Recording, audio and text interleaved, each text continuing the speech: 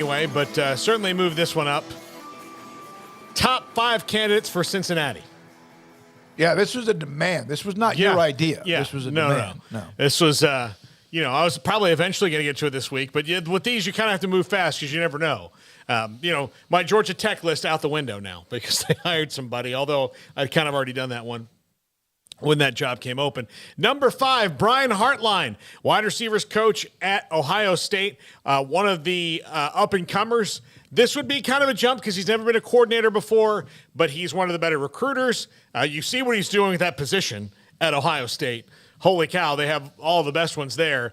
And it's in Ohio. It's not a far jump. He can pretty much keep his same recruiting base. Now, granted, Ohio State, Cincinnati, there's maybe a little bit of a drop-off there in the players you're going to get, but this is a Big 12 job now as it stands starting next year. But Brian Hartline from Ohio State, one I think will bear consideration. Isn't he a hell of a recruiter? Yeah.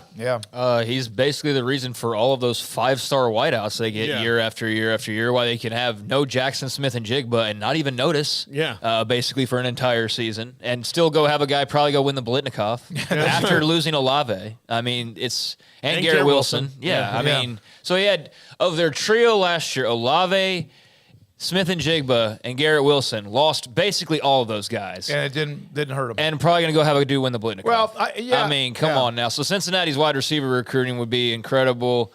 I do think that the lack of experience is at least a thing that makes you pause a little bit, just as far as how high up the chain and how long, being high up the chain some candidates have or have not had. But, I mean, I don't know what his motivations are. That's what I would be curious about. Like, what are his end goals? I mean, even if it's ultimately I want to be the head coach at Ohio State one day down the line, I mean, that's obviously going to have to wait no matter what.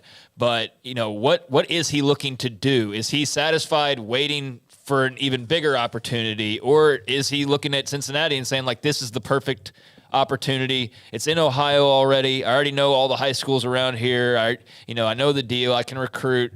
He would be a very interesting hire, but there at least are some question marks as far as the experience side of things go. Yeah.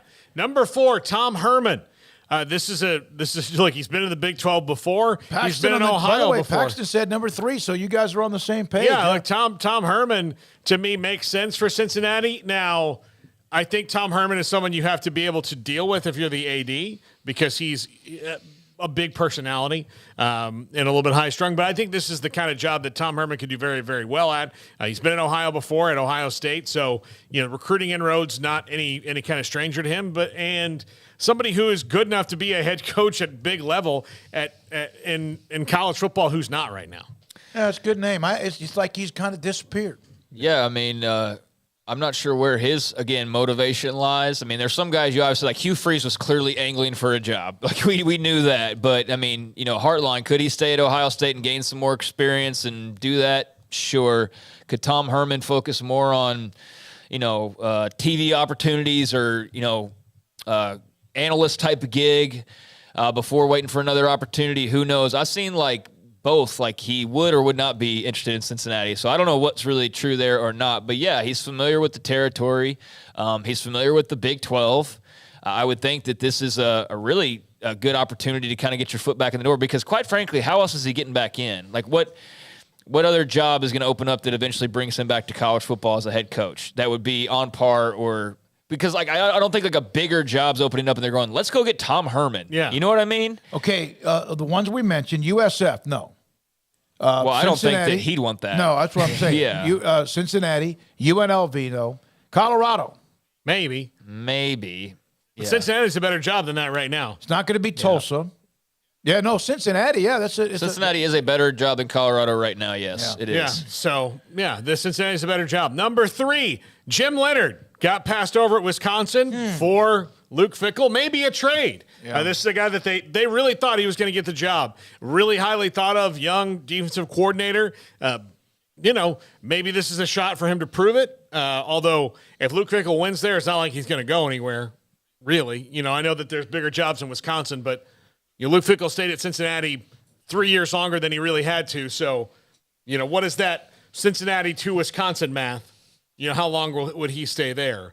Based on that. But, yeah, Jim Leonhard, I don't think this would be a bad hire for anybody who's who wants a young and up-and-coming coach right now. And, you know, he can be hired by a lot of people to do what he did at Wisconsin prior to being interim, and so he might get some offers there. But he's a guy that probably has his egos bruised a little bit, thought he might have been the guy, then they go a completely different direction, and he may want to go prove something pretty close by. Well, he was basically, according to, I mean, he was given an opportunity, but I'm sure he's wondering now at this point of like, how much of an opportunity did I really have? And he didn't go and knock it out of the park with a grand slam either. So, you know, maybe if he had just gone on some crazy run, then Wisconsin decides to stay in-house.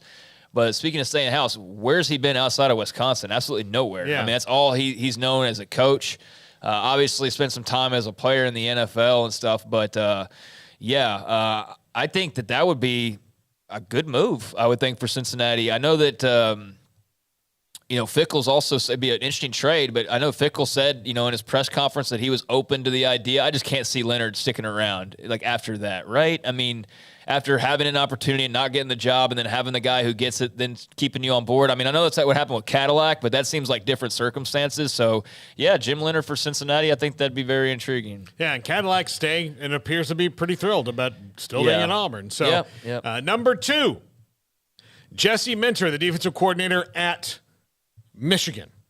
This dude's got a pretty loaded defense and, an up-and-comer. And, of course, this is where you go. You get the big coordinator from, the big school in your region. This one would probably be,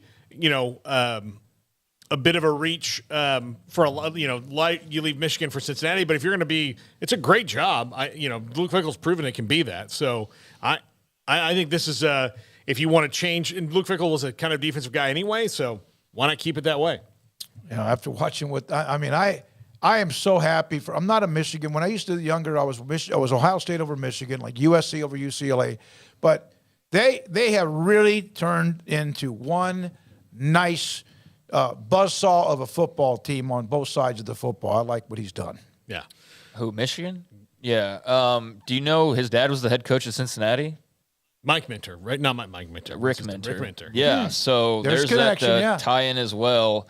But he's got a history there already in just that way alone. But certainly, I think everybody on Michigan's staff is probably looked at for a head coaching job at this point, no? I mean, you've already seen the associate head coach got the Charlotte job. His name's escaping me at the moment, but we saw that go down last week. And I think Pogge. Yes, but I think Pogge. that certainly you look at that staff, and there's going to be a lot of guys that potentially could make that leap. But sure, he's got a background in Cincinnati. I don't know a ton about him outside of that and why he'd be a quality candidate for the head coaching job. But all for picking a proven guy off a Harbaugh staff. Harbaugh clearly knows what he's doing, and there's worse guys to be, underneath the umbrella of.